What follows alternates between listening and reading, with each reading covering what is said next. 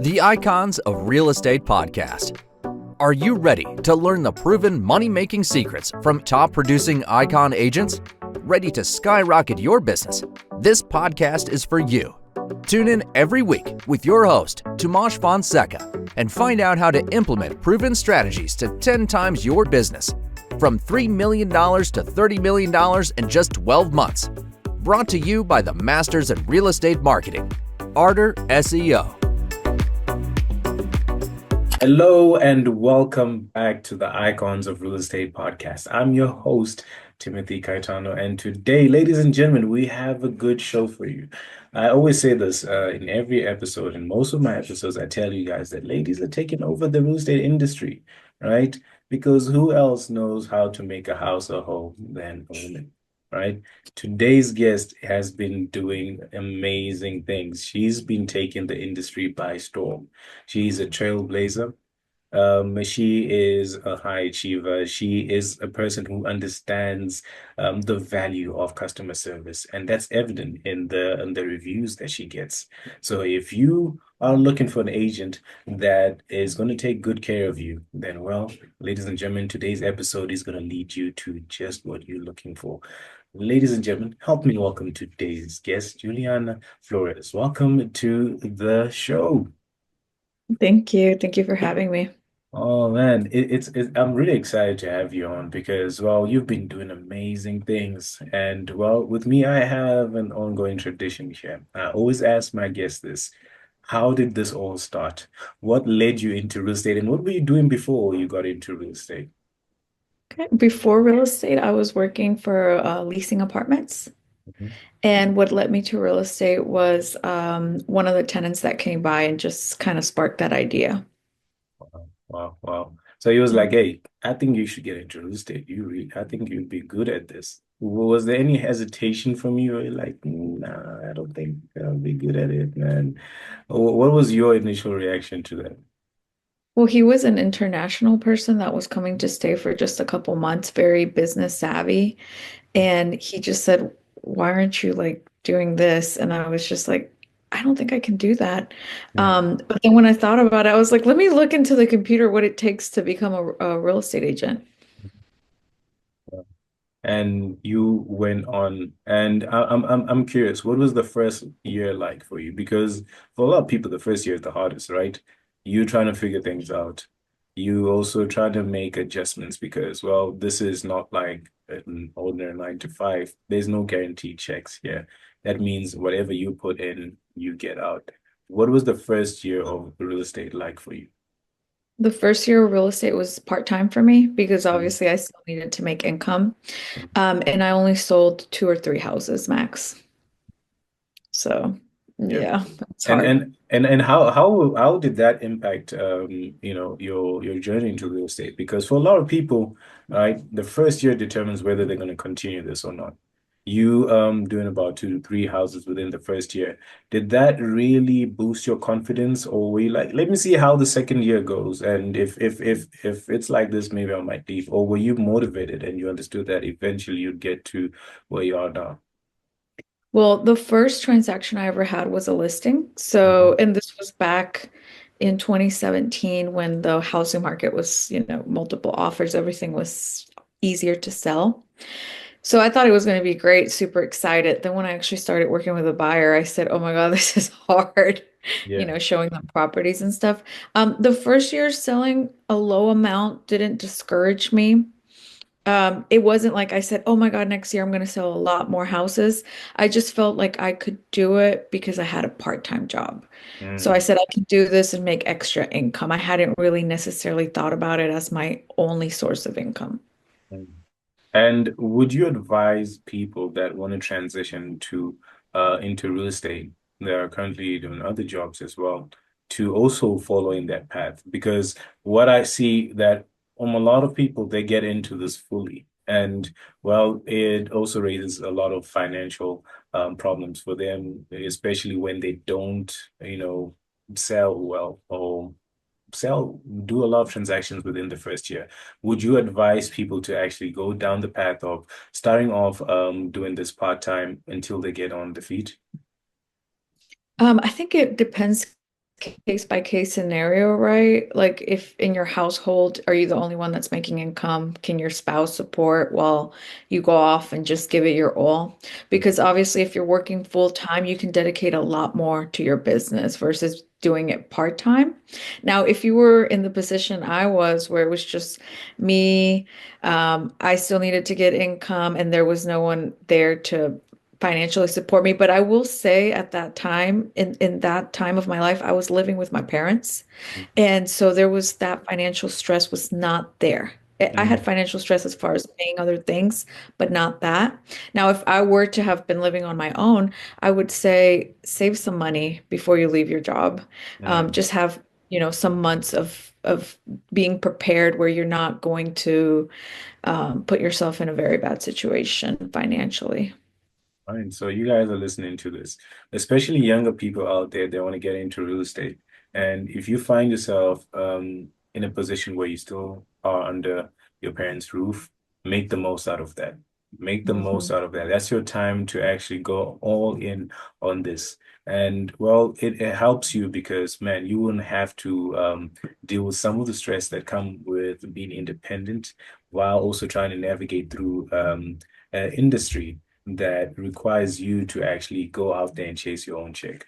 Now, you went from 2 to 3 transactions to 33, 34, and just you started growing. What contributed to your success? The main thing that contributed is referrals from my sphere of influence. Mhm. So my clients just started telling their friends and family about me, and then they would refer other clients to me, and that's what kept it going. Wow. Now, I think a lot of people listening to this right now are wondering how do I get my clients to talk about me in spaces where I'm not, right? Because what a lot of people don't understand is there's certain seeds that you have to plant within every client that you meet, that you work with, for them to actually do that. What was it for you? What do you think made your clients so confident that you'll be able to take care of their friends and their loved ones? Okay, I'll be completely honest. I think one big part of this is that I work with a lot of the Hispanic community in Mhm. Spanish.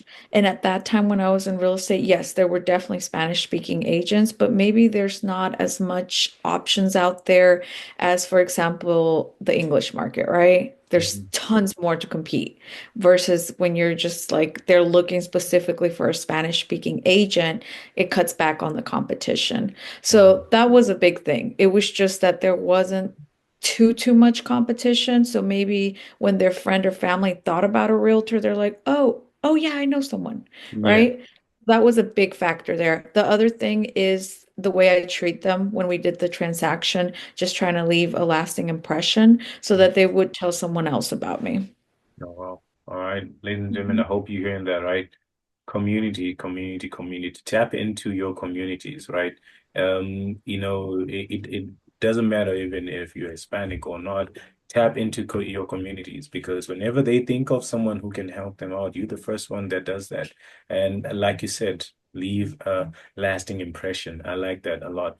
Now, EXP, tell me about it. What led you to join EXP and why? So, I had been working for another company. I won't say the name of it, but it was a Mhm. great company. Mhm. Um, I didn't know I was underpaid as far as the commission percentage goes, especially bringing all the business and not necessarily getting it from them. What led me to EXP, and I had had other companies reach out to me, but I was on the MLS looking at new inventory, and I saw that a top producer from our office, all of a sudden it said EXP.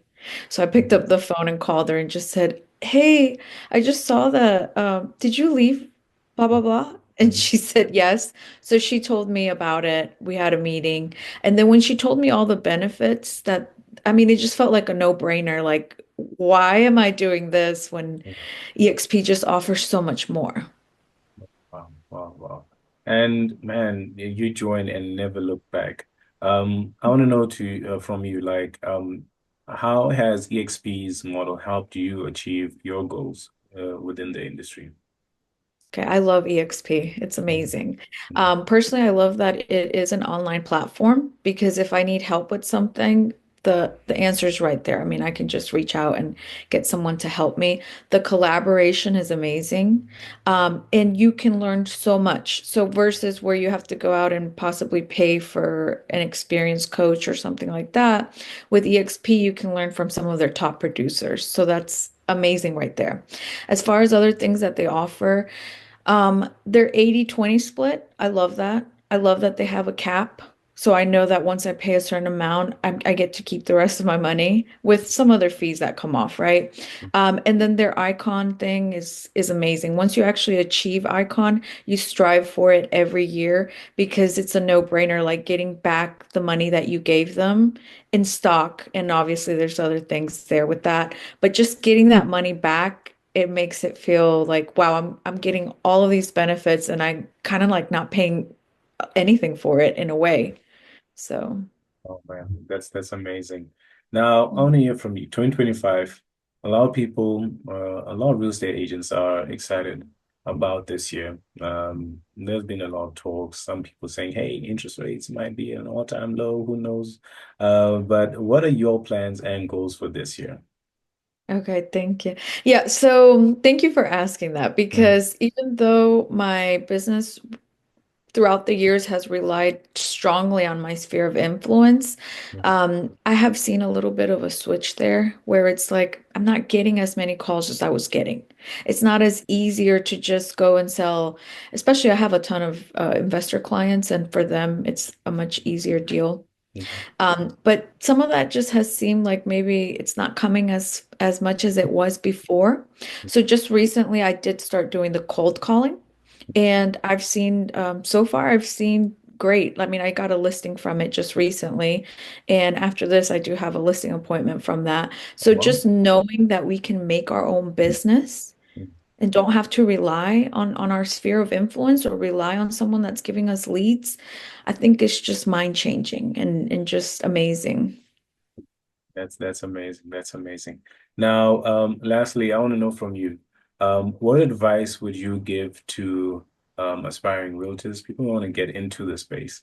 What advice would you give them in order for them to be successful? I would say, um, when you get out of that, when you get your license, it's not about the companies hiring you. It's about you seeing which company, which brokerage is best for you. So Mm, first figuring that out, like what do they benefit? Which one has more for me?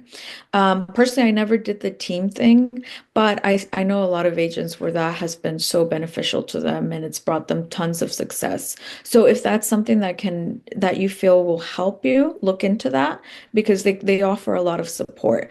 The thing about real estate is sometimes you jump in there, especially as a solo agent, you just might feel alone. You might feel like there's no motivation each day to go out and get the business, but you have to look at it like this is a 9 to 5 job plus more hours if you're wanting to dedicate that to your business. And there's no one to hold you reliable other than yourself. So you really have to come into it looking at it like a business and holding yourself accountable and every day prospecting. I mean, that is a huge thing. You got to talk to people. that is true. That is true. I hope you guys out there are taking notes, right? Make sure that when you get your real estate license, you're not just jumping into any company. Look at what they can do for you and how they can help you grow. Now, lastly, just before we leave, I want to know from you, what is the best way for our audience to get in touch with you? People that are looking to buy or sell their homes, how can they get in touch with you right now?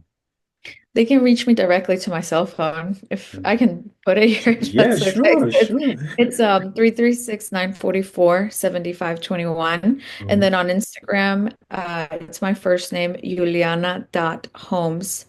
And then I'm on Facebook periodically, so I'm sorry if I don't really get on there, but yeah. All right, so you heard that, ladies and gentlemen. All right, we're gonna have all her details in the description, right? If you can reach her on Facebook, she already gave you her number. And if you're looking for the best service, then give her a call. right? Give her a call. Yuliana, thank you so much for sharing that and so much more. I also want to take this time to give a special shout out to the sponsors of this episode before we close things off. The Icons of Real Estate Podcast Network, ladies and gentlemen, it's here. It's still here in 2025, and we're helping you start your podcast. So whatever your goals and dreams are, please do let us know, and we are here to help you out. My question is always, if you were to start your own podcast, what would you call it? You know what? How about we ask today's guest, Juliana, if you were to start your own podcast, it could be real estate, it could be anything. What would you call it? Oh my goodness. Um, the confident agent, maybe something like that. I like that. The confident agent, just like you. I like that. So, ladies and gentlemen, that name is already taken. Don't go in the comments and say, hey, Tim, I want to start my own podcast. The confident agent with so and so. No, we're not doing that. All right. Yeah, thank you so much for joining the show today. I know you are getting ready to, check out the listing that you have going on, you conquering the world, and hey, we're wishing you nothing but success in 2025 and beyond. From the Icons team and myself, thank you so much for being an amazing guest today. Of course. Thank you for having me. All right, ladies and gentlemen, if you got this far, you know what you have to do. Hit the like button if you're watching this on YouTube. If you listen to this on any other platform, share this with your friends, your social circle, because they'll love you forever. Don't forget to reach out to Yolanda on her details below. All right, connect with her, and trust me, she'll take good care of you. Till we meet again, ladies and gentlemen, take care and peace.